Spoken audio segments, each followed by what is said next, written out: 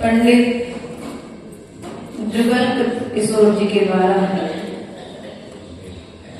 जो मेरी भावना लिखी गई, उस मेरी भावना लिखने का कारण क्या था?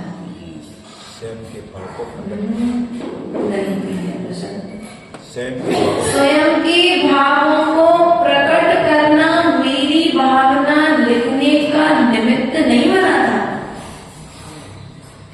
जब 1947 में राष्ट्रगान लिखा जा रहा था, उस समय सभी विद्वानों से, सभी वरिष्ठ लेखकों से कहा गया कि आप अपना एक एक गीत लिखें, जिससे उस गीत को राष्ट्रीय प्रार्थना के रूप में चालू किया जाए।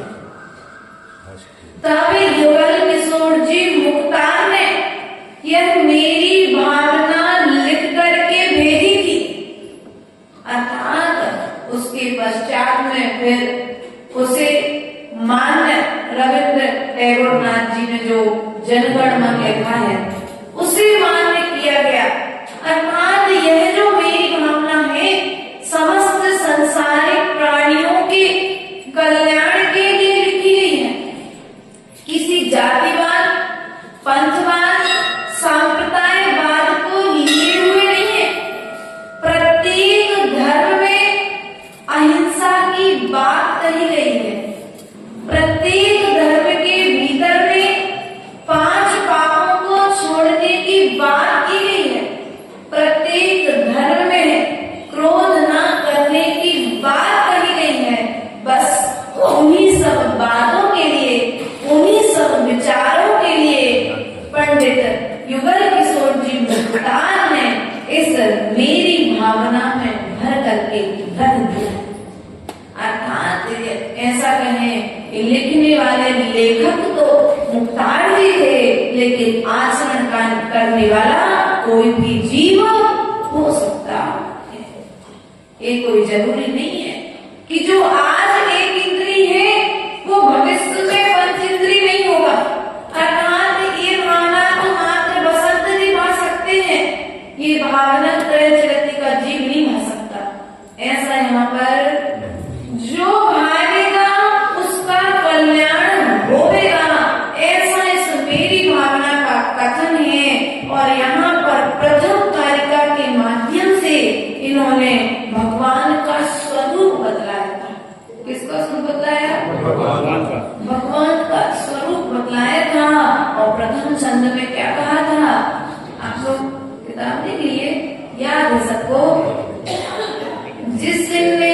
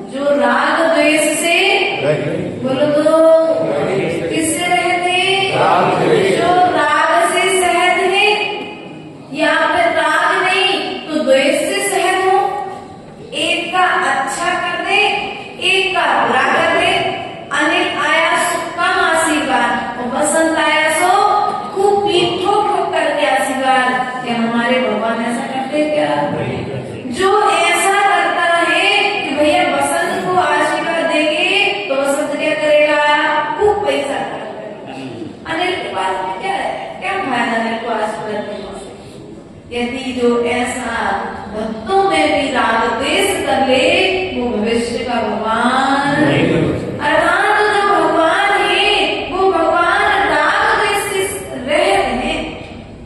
हमारी स्थिति क्या है? दुकान अच्छी चलने लग जाए, हम आपको मंदिर में शांति धारण कर देंगे, कितने 11,000 रुपए की रसीद कटवा देंगे। भगवान यदि हमारे ये काम बन जाए तो आपको छत्र, हम आपको चमर चढ़ाएंगे चांदी के, अच्छी चांदी की लड़वाले चेन लगी हो जिसमें अच्छी बढ़िया। और अगर हमारा कोई अच्छा बड़ा काम बन जाए तो क्या करेंगे, बेटी सोने की। किसको रिश्वत दे रहे तुम, बोलो तो। जो रिश्वत लेने वाला है क्या वो भगवान है? पहले निर्णय करो।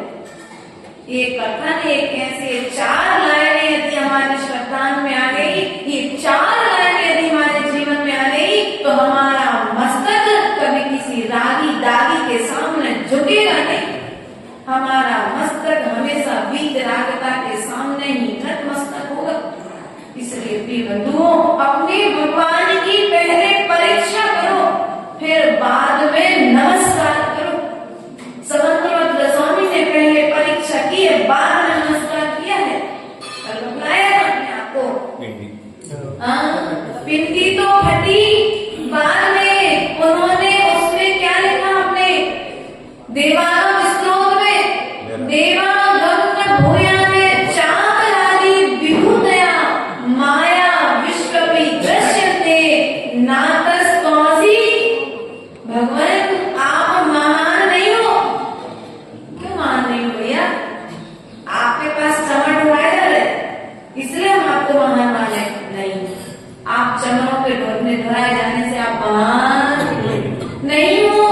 आपके ऊपर में छत्र लगा है इसलिए भी आप महान नहीं हो। स्वर्ग के देवता आपकी सेवा में हैं, आप इसलिए भी महान नहीं हो। आपका समोसन लगा है इसलिए आप महान हो। भगवान आप इसलिए भी महान नहीं हो। तो फिर भगवान आप क्यों महान हो? आपने अंतरंग विभूति को प्राप्त कर लिया है, बहिरंग विभूति का त्याग कर दिया है प्रभु, इसलिए आप महान हो। इसलिए हमारा मस्तक आपके श्री चरणों में झुकता है। भगवान रिश्वत लेने लगे तो फिर भगवान नहीं लगेंगे। आज तो स्थिति देखो क्या बन चुकी है। व्यक्ति दूसरे को, परिवार को, समाज में किसी व्यक्ति को रिश्वत दे तो फिर भी काम बन जाए। यहाँ तो भगवान से भी रिश्वत की बात। अगर हमारा ये काम बन जाए तो हम विज्ञापन शांति विधान करा लेंगे, हम ये पूजा करा देंगे, ऐसा दान कर देंगे, मंदिर बना देंगे, प्रतिमा रखवा देंगे, हमारा ये काम मन बस जाए। अब बताओ, जिनके पास में कुछ नहीं है उनके लिए तुम दे रहे हो, तुम्हारे देने से क्या भी ले लेंगे?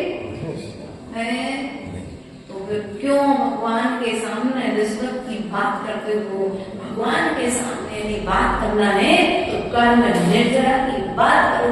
प्रभु के चरणों में जब भी आकर के विराजमान हो जाओ तो वह बात करो जो बात प्रभु के भीतर में थी, और भगवान जिस बात को हल कर सके उस बात को करो। तुम लोग बात कौन सी करते हो? संसार के सुखों की प्राप्ति की, साधनों की प्राप्ति की बात करते हो। इसलिए साधनों के भीतर में रहते हुए साधना नहीं कर पाते। इसलिए प्रिय बंधुओं, पहले भगवान की पहचान करो जो राग देश से रहते हैं। किस रहते हैं? विषय वासनाओं से जो रहते हैं, जीते सब जगह। जिन्होंने जीते जी, मरने के बाद नहीं। आप लोग क्या सोचते हैं? मरने के बाद सोचेंगे। अभी जीते जी तो हमें जो अच्छा लग रहा है वो फिर मिलाया, बाकी सब बाद में देखी जाएगी। जीते जी हाथ पैर जब तक अच्छे चल रहे हैं, जब तक बेटे अच्छे पाँव दबा रहे हैं, बहू अच्छा गरम गरम भोजन बनाकर निकला रही है, बसंत जब तक घर नहीं छोड़ना। जिस दिन बेटे बहू नहीं करेंगे उस दिन घर छोड़ने का विचार ध्यान रखना। ऐसा पुण्य आत्मा जीव के जीवन में कभी ऐसा दिन आएगा क्या जिस दिन तुम सोचो कि लड़के बहू हमारी सेवा नहीं करेंगे, जिस दिन घर में हमें कोई तकलीफ होगी हम उस दिन घर छोड़ेंगे? तो ऐसा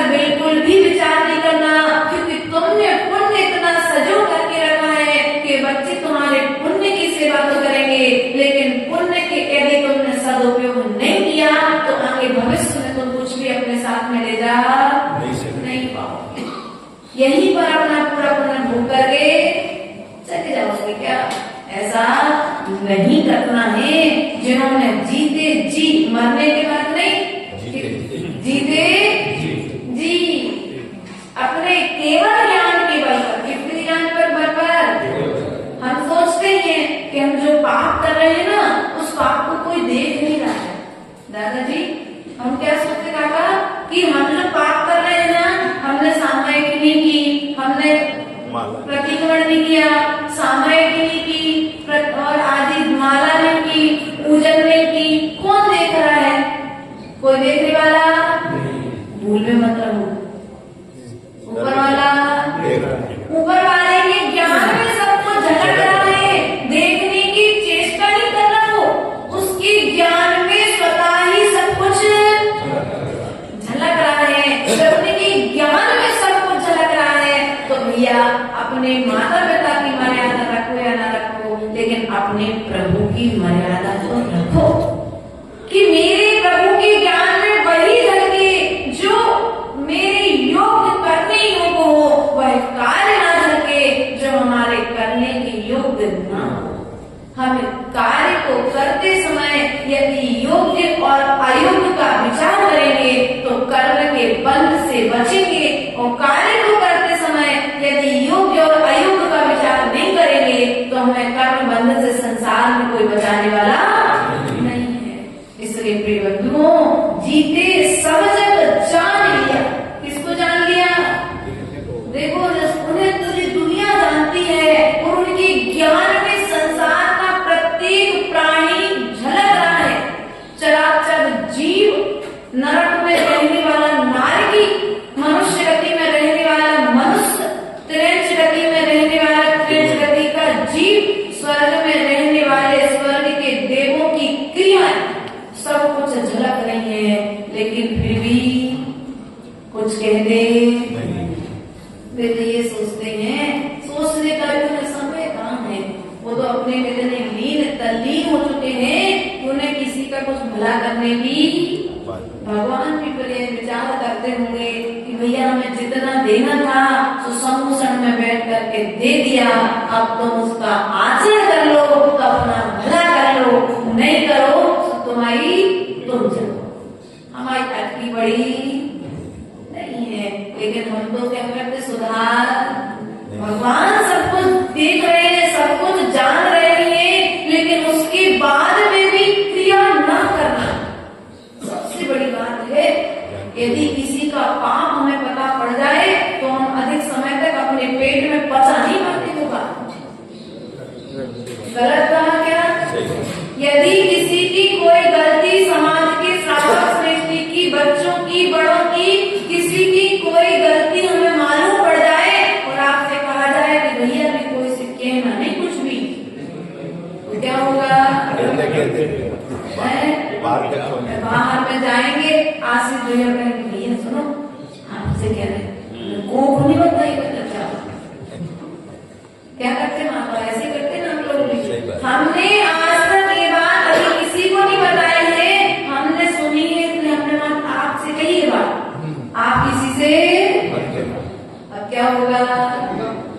बोलो तो अब दूसरा तीसरे से कहेगा बस वो तो तुम्हारे पक्के दोस्त हो, रिश्तेदार हो, इसलिए हम तुम्हें बता रहे हैं ऐसी घटना हो गई। सुनी क्या तुमने? नहीं, अभी नहीं सुनी। बस तो एक काम करना, आगे वाले से जब तक बात आगे ना आए तब तक इसको आगे तीसरा चौथे को फोन लगाएगा और ऐसा करते करते वो बात तुम्हारे पास में एक छोटी सी किसी के जीवन की घटना आई, तुम उसे अपने पेट में नहीं पचा पा रहे हो, और 3 लोग के नाथ की पाचन शक्ति तो देखो, 3 लोग के जीवों की चराचर घटनाएं उनके ज्ञान में झलक रही हैं, लेकिन उनका घटना को देखने के बाद प्रतिक्रिया, और हम प्रत्येक क्रिया पर प्रतिक्रिया तत्काल एक्शन लेना चालू कर ले। धैर्य, समय दो, क्योंकि कुछ चीजें समय आने आने पर सुधरती है। तत्काल यदि गरम गरम तवे पर पानी डालो तो पानी और दिक्कत कर सकता है, उबलने लग जाता है। इसलिए प्रिय बंधुओं, हमें भी प्रयास करना चाहिए हमारे प्रभु का जो गुण था वह गुण हमें भी अपने जीवन में लेकर के हमें इस मनुष्य पर्याय में ही हमें त्रेंच गति के जीवों के विषय में कुछ नहीं पता, हमें देश स्वर्ग के देवों के विषय में कुछ नहीं पता, हमें नरक के नारकियों के विषय में कोई जानकारी नहीं है।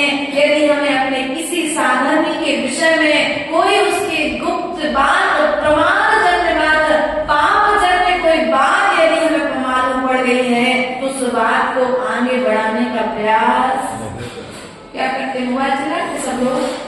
ऐसे कितने लोग हैं जिनके पास मोबाइल है?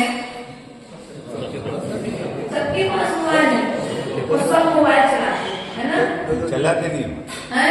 अरे कुछ फोन आता है तो उठाते नहीं उठाते, तो चलाने तो एक प्रकार। अब बस ये है कि चलाने में तुम यूट्यूब नहीं देखते होगे, फेसबुक नहीं चलाते होगे, बच्चे लोग क्या क्या चलाते हैं आजकल, वो वैसा चलाना नहीं है। कहने का तात्पर्य हमारा ये है कि जैसे आपके हाथ में मोबाइल है और व्हाट्सएप पर बहुत सारे अश्लील मैसेज आ गए, क्या करते हैं आप उसको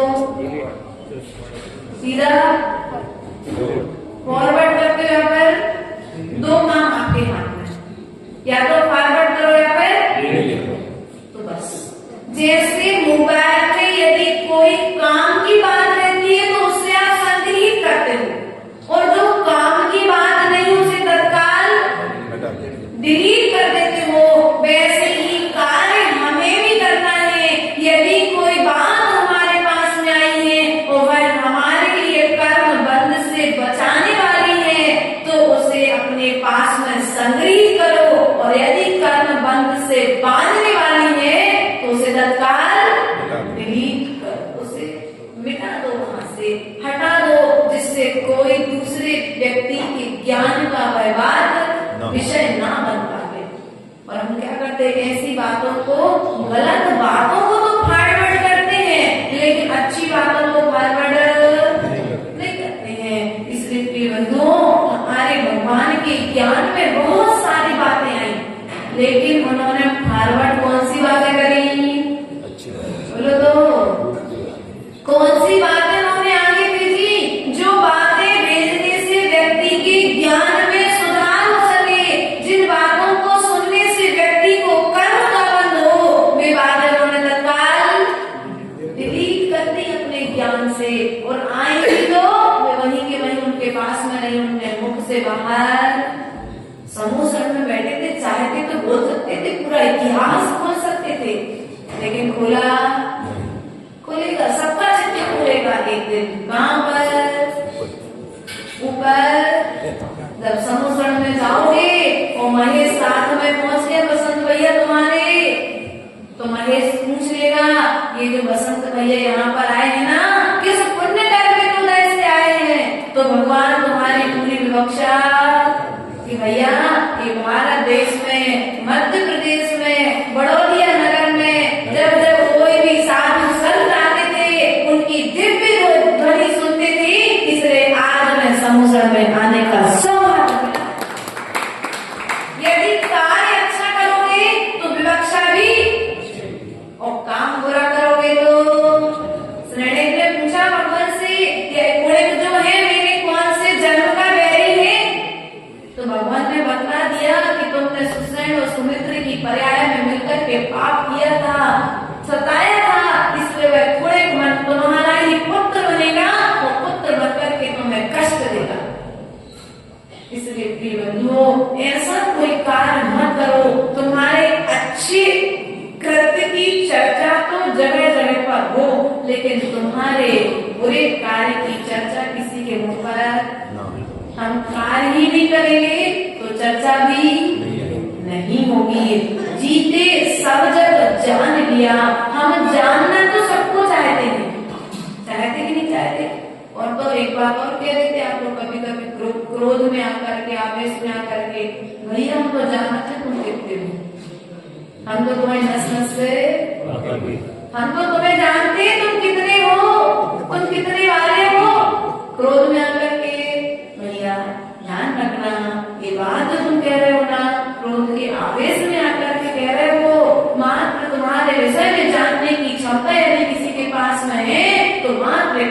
सर्वज्ञानी भगवान के पास में है, सर्वज्ञ प्रभु के पास में है, ये तो किसी के पास में है।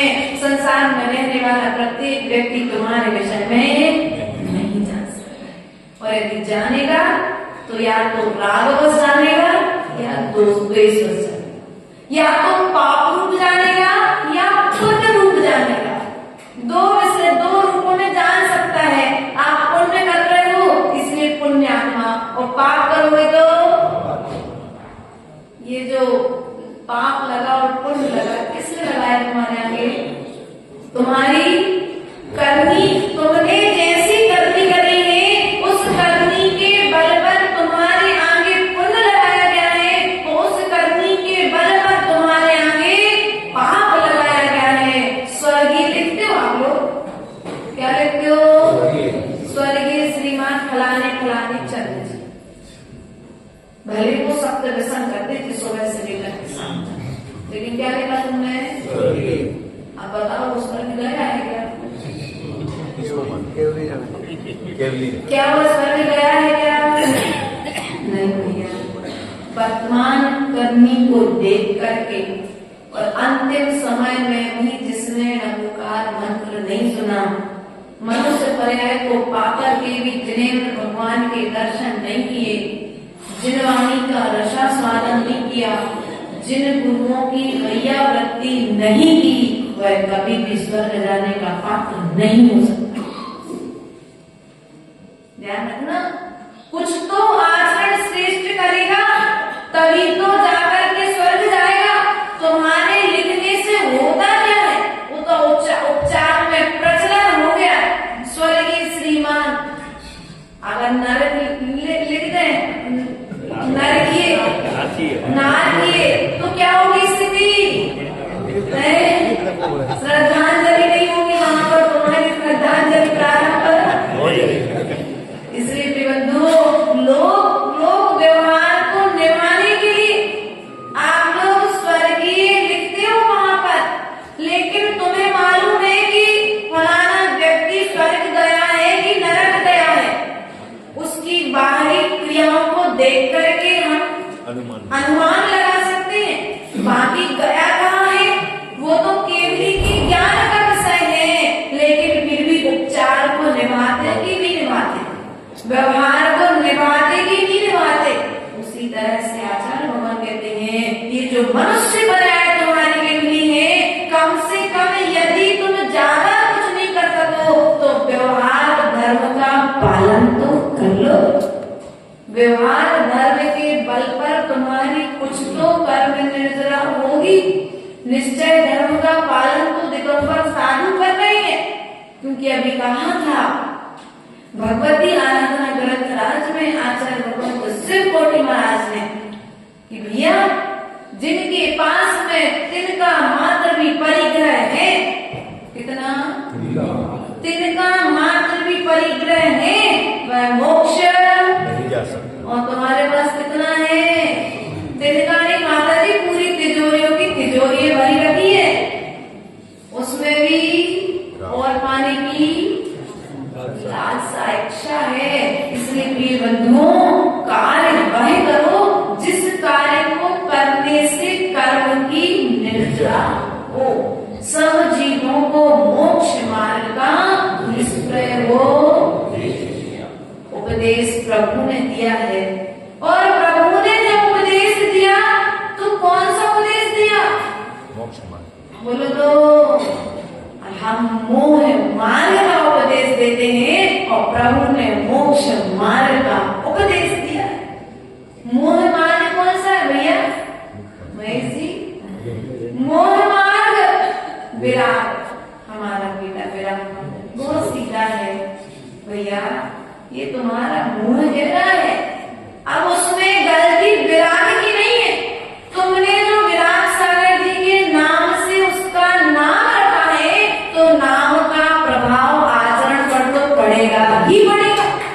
तुम कितना भी प्रयास कर लो, उसे तुम्हारी विभूति से राग पैदा नहीं होगा। अब तुम परेशान रहो तो हम क्या करें? इसलिए प्रिय बंधुओं, नाम भी ऐसा रखना अपने बच्चे का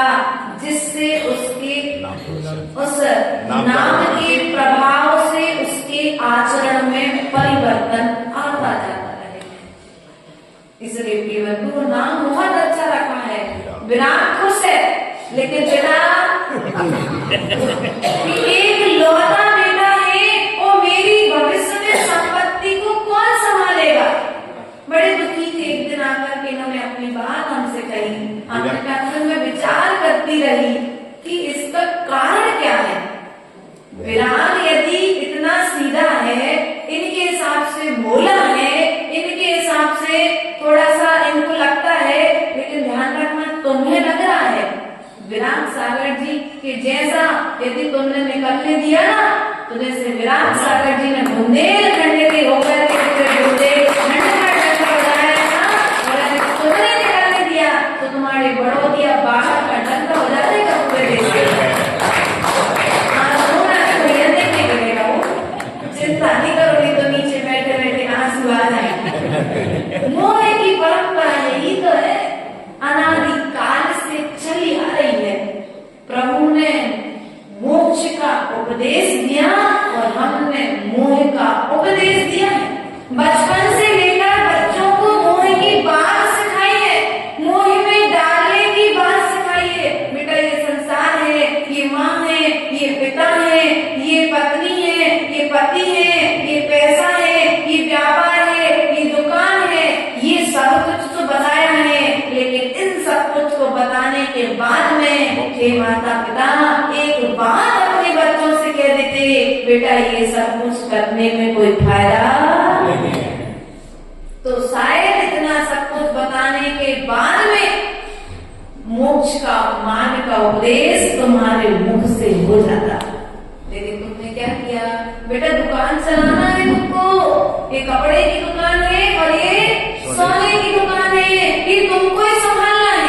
अब महेश को मालूम है कि मैं रात भर सो नहीं पाता, दिन में सो नहीं पाता हूँ, इस व्यापार को संभालने के चक्कर में महेश की जिंदगी में कितने दुख हुए। आप लोग कहने का तात्पर्य आप लोग सब जानते हो ना, यही जानते हो ना, अपनी अपनी परेशानी आप सब जानते हो, लेकिन फिर भी आगे आने वाली पीढ़ी को भी वही संबोधन, बेटा जैसे हम परेशानी में रहे ना वैसे तुम भी बढ़िया व्यापार में करो, विकल्पों में जियो। बस यही हमारी निर्विकल्पता का मार्ग ही हमने आज तक बच्चों को नहीं दिखाया।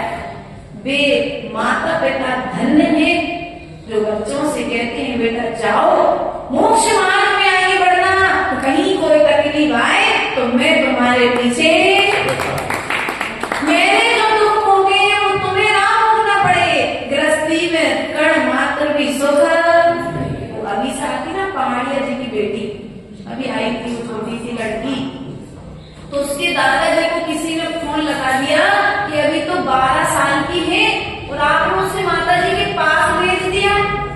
तो दादाजी ने कहा भेजा नहीं है, वो अभी कम से कम बच्चों के संस्कार अच्छे बने रहे, इसलिए वो छुट्टियों के दिनों में माता जी के पास चली जाती है।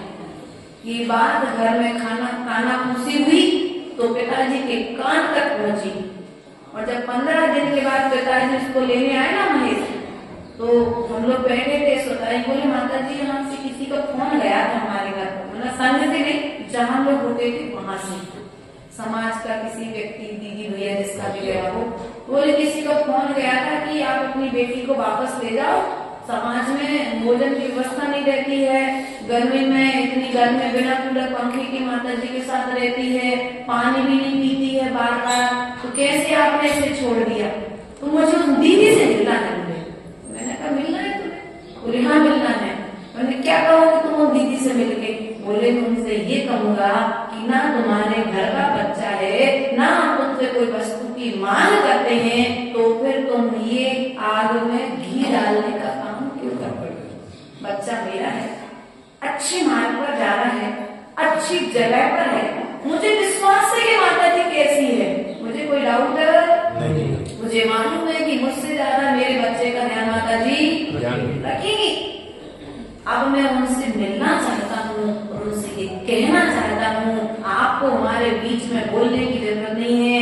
यदि समाज चौकन्नी लगाएगी तो उस बच्चे के भाग्य से हमारे पास इतना है कि वो दीक्षा लेगी तो जीवन भर उसकी दीक्षा का पालन करना। ये होते हैं माता पिता के भाव कि जो दुख मैंने देखे हैं वो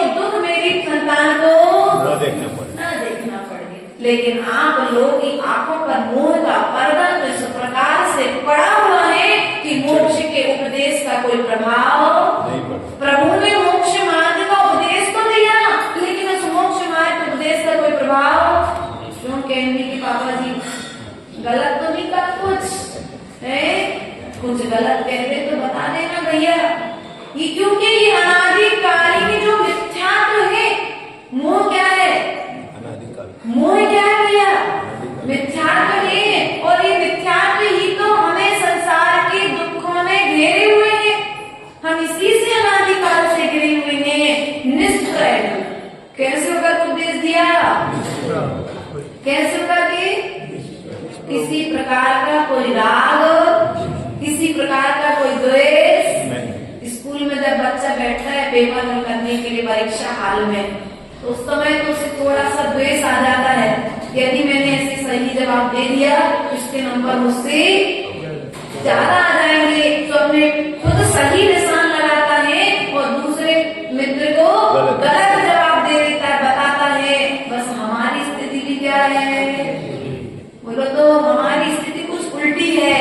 पड़ोसी के बच्चे से कहते हो बेटा बहुत अच्छा मोक्ष मार्ग, तू बढ़ आगे, और जब अपनी बात आती है तो अपनी कापी में हम स्वयं गलत निशान लगा रहे हैं और दूसरे की कापी को सही करने का प्रयास। तो बताओ, हम तो परीक्षा हाल में बैठे बच्चे से भी कुछ पाठ नहीं सीख पाए। वो बच्चा हमें बता रहे हैं तुम्हें अपनी कापी सही करोगे तो नंबर अच्छे आएंगे, दूसरी की कापी सही करे ये ना करे, लेकिन अपनी कापी को सदा सही होना चाहिए। इसलिए तुम्हारे पास में जो तुम्हारी संतान है, तुम्हारे पास में जो तुम्हारा परिवार है, उस परिवार में रहते हुए भी तुम्हें निष्प्रय होकर के राग द्वेष को त्याग करके तुम्हें अपनी आने वाली पीढ़ी को मोक्ष का मार्ग दिखाना तो चाहिए। बढ़े या ना बढ़े, बढ़े या ना बढ़े, उस जीव का पुण्य है। देखो धन्य है, हमारे बीच में दोनों माता जी बैठी है। 3 भाइयों में 2 ही बहनें थी। कितने भाइयों में? 3 भाइयों में 2 बहनें, और दोनों बहनों के लिए भाई ने स्वयं पुरुषार्थ किया। इनका भी वैराग्य प्रबल था, और वैराग्य प्रबल होने के कारण भाई स्वयं मोक्ष मार्ग में लगाने में सहयोगी बना। भाई हो तो ऐसा होना चाहिए कि जो रक्षाबंधन की राखी की लाज रखे, तो भैया तुमने हमें राखी बांधी है तो हमारा कर्तव्य है कि हम तुम्हें संसार के बंधनों से नहीं बांधेंगे, हम तुम्हें संसार के बंधनों से छूटने का मार्ग बताएंगे। प्रिय बंधुओं, तुमने आज तक राखी बांधी, और राखी बांध करके क्या किया? भैया मेरे राखी के बंधन को निभाना, भूल जाना अपनी बहन को, कब तक नहीं भूलना? बोलो तो जब तक मेरा मोक्ष मार्ग प्रशस्त न हो जाए, जब तक मेरा संसार का मार्ग ना छूट जाए, तब तक ये भाई तो मेरा साथ निभाते रहना। ये है सच्चा भाई। लेकिन हमने क्या किया? आज तक निष्प्रय होकर के उपदेश नहीं दिया है। हमने तो रागी बनकर उपदेश दिया है, रागी बनकर के मार्ग दिखाया है। तो हमारे आचार्य ने कह दिया कि भैया हमने तुम्हें उपदेश दे दिया। ताज का काम क्या होता है भैया? ताज का काम क्या होता है? रोशनी, रोशनी देकर के मार्ग दिखाना। अब मार्ग पर तुम नहीं बढ़ो तो गलती किसकी? ताज की।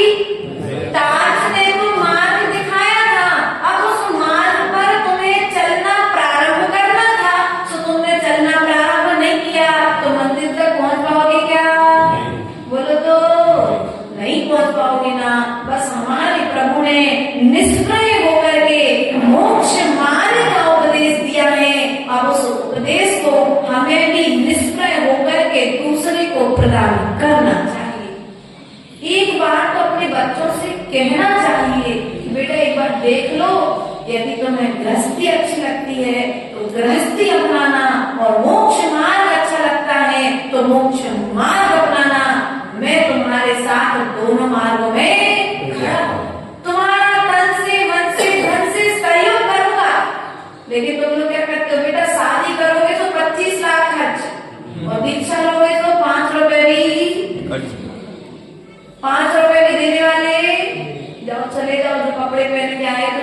कपड़े पहन करके चले जाओ कपड़े घर में वापस।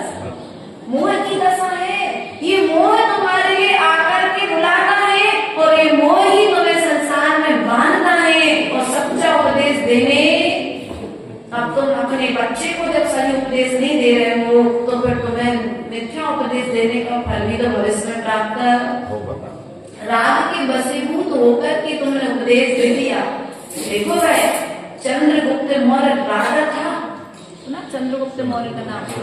भद्रबाहु स्वामी का नाम भी सुना होगा। चंद्रगुप्त मौर्य ने राजा होते हुए भद्रबाहु स्वामी की यात्रा कराई, उनका गौंतेश्वर तक विहार कराया और गौंतेश्वर तक रहने के पश्चात उन्होंने भगवान भद्रबाहु स्वामी से जैनेश्वरी दीक्षा धारण कर ली। क्या किया भैया? जब तक तुम रागी हो, गृहस्थ हो, तो कम से कम प्रभु के सेवक गुरुओं की वैयावृत्ति करो। कैसे करोगे वैयावृत्ति? महाराज चतुर्मास हो गया हमारे गांव में, इसके बाद हमें आप जानो और दूसरी समाज जाने, हमने तो आपको छोड़ दिया, हमारी कोई जिम्मेदारी। ऐसा नहीं करना प्रिय बंधुओं। आजकल देखने में आता है समाज उन्हीं साधुओं को बुलाती है जो साधु क्या करे। आज ये सभी जगह की स्थिति बनी हुई है। तुमने मोक्ष मार्ग ही नहीं देखा, तुमने उस धर्मात्मा में साधना करता हुआ साधक नहीं दिखाई दिया। तुम्हें तो उस साधना में भी धन की बरसात किसके निमित्त से होगी? हमें तो वो साधु चाहिए, वही साधु हमारे पास। भैया तुम महाराज के वाला हो, वे तो जितना में मंदिर बनाए ना तुम्हारा, उससे कई ज्यादा तुम्हारे मंदिर में बरसा देखिए इकट्ठा करवा देंगे, तुम्हें ज्यादा मेहनत करने की जरूरत। भैया ध्यान रखना, धन इकट्ठे करने वाले साधु को लाओ या ना लाओ, लेकिन जो साधु साधना करने में परिपक्व हो, दृढ़ हो, उस साधु की वैयावृत्ति करने का जिस सौभाग्य मिल जाए तो कभी पीछे। देखो तुम्हारे बागड़ के गौरव पंकज जी वकील, वो पूरे बागड़ में इन 72 गांवों में उन साधुओं को ढूंढते हैं जिन साधुओं का चातुर्मास समाज नहीं करा, जो साधु प्रवचन नहीं कर सकते, जो साधु पैदल नहीं चल सकते, जो साधुओं के लिए समाज चौका नहीं लगाती। वे कहते हैं मैं उनकी वैयावृत्ति करके अपने पापों को काटूंगा, मैं उनकी सेवा करूंगा। और मैं तो 2.5 महीने लगभग उनके संत निवास में रही हूँ, तो मैंने देखा है कि स्वयं का इतना बड़ा संत निवास और मंदिर बनाने के बाद में भी स्वयं झाड़ू अपने हाथ से दर्द करता, किसी नौकर से भी तेज आवाज में बात नहीं करते कभी। बेटे से भैया तुमने काम क्यों नहीं किया? बात नहीं कर पाए भैया, कोई बात नहीं, अब तुम जाओ मैं करूँगा। स्वयं गाय वहाँ उन्होंने लगभग गाय में रखी, गौशाला खोल के रखी है। गौशाला में भी स्वयं सुबह शाम जाकर उन गायों को एक बार देखते हैं, सहलाते हैं, उनके योग्य क्या वस्तु आई है, वो क्या वस्तु नहीं आई है। वास्तविकता में उनकी जो वर्तमान क्रियाएं हैं कि उनके भविष्य का परिचय दे रही है कि वर्तमान में तो ये मनुष्य रूप में है, लेकिन भविष्य में भगवान के रूप में जरूर आएंगे। बंधुओं, आपकी वर्तमान की क्रिया तुम्हारे भविष्य का निर्धारण करती है, इसलिए वर्तमान में अच्छी क्रियाएं करो। भैया वर्तमान में अच्छी क्रियाएं करो, तुमसे जितना हो सके सबकी रक्षा करो, जितना हो सके सबके विषय में अच्छा सोचो, कभी कोई गलत काम। यहाँ तो कोई ऐसा नहीं होगा तो 7 व्यसनों में से 1-2 व्यसन करता हूँ, शराब पीना, जुआ खेलना, ये कोई नहीं करता है। इसलिए तो धर्मात्मा नगरी है जहाँ पर धर्म बरस रहा है।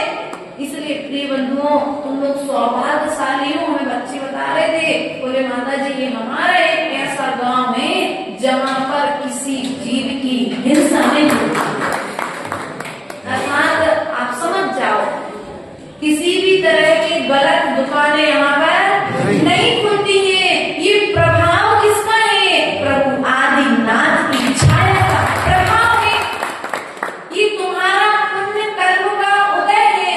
अब पुण्य कर्म से सब कुछ अच्छा तुम्हारे लिए मिला है, तो इस अच्छाई का प्रयोग अच्छा करने में करो ना। कभी किसी का बुरा स्वप्न में भी उपदेश देना, एक बार तो जीवन काल में ऐसा उपदेश देना जिससे किसी दूसरे का भला निष्प्रय होकर के मोक्ष मार्ग का उपदेश दिया। बुद्ध वीर जिन हरि हरि ब्रह्मा, या उसको शामिल करो।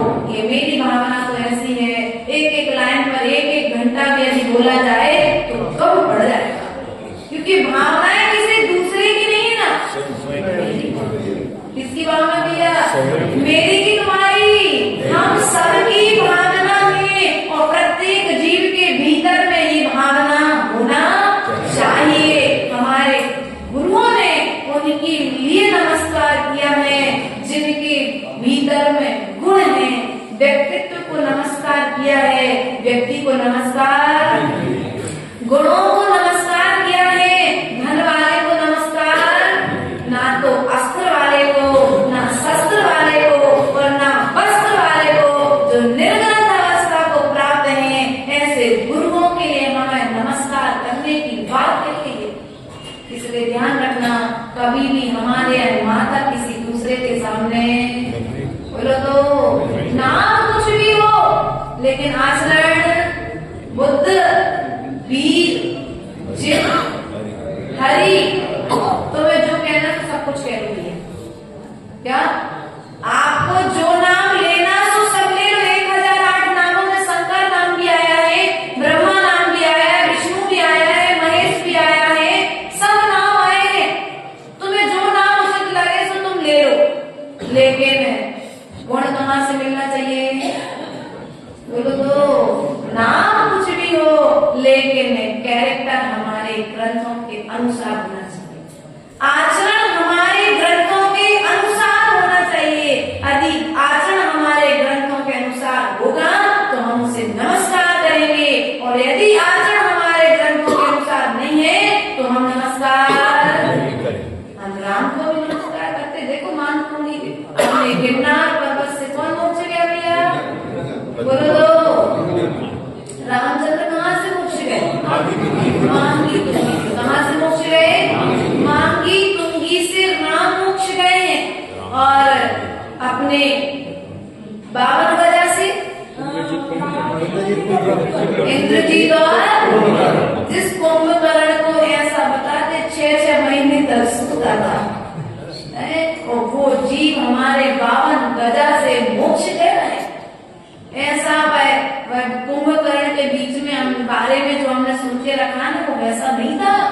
कुंभकर्ण धर्मात्मा था, प्रभु की भक्ति करता था, मुनियों को आदान देता था, धर्मात्मा का स्वाध्याय करता था, सामय करता था।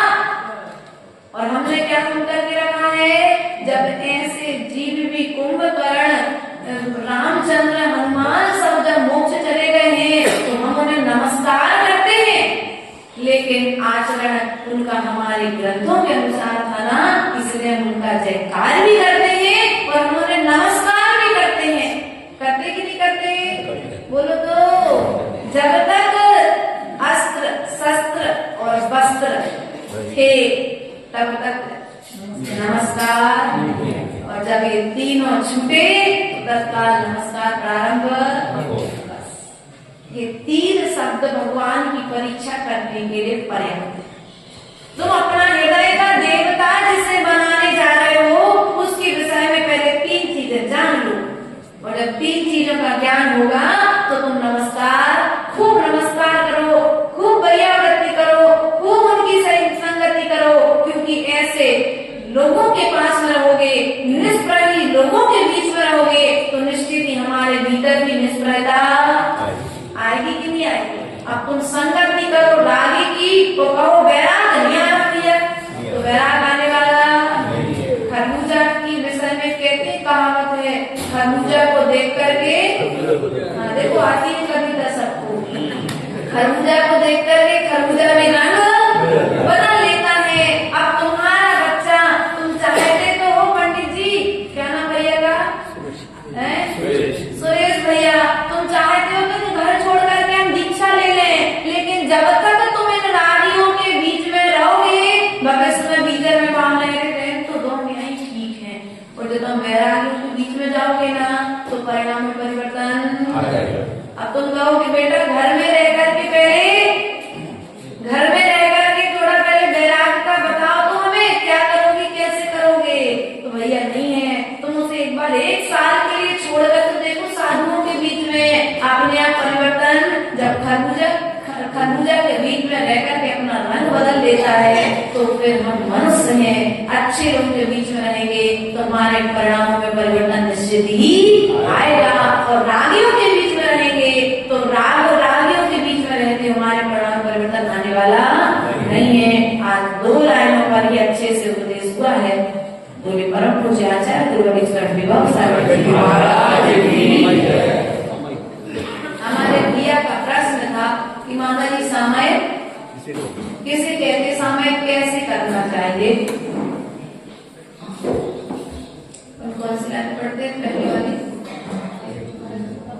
चलो फिरो मत, हिलो डोलो मत, बोल नहीं बोलो, कुछ ना सोचो, कुछ ना चाहो, बस निश्चल बोलो।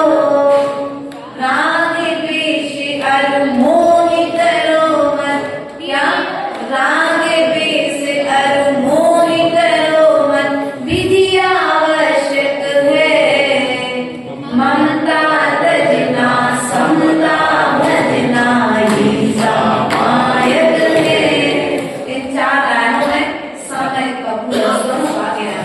तो शाम को हम लोग आते हैं 6:15 बजे से रोज इस सामयिक पाठ का स्वाध्याय पाठन होता है।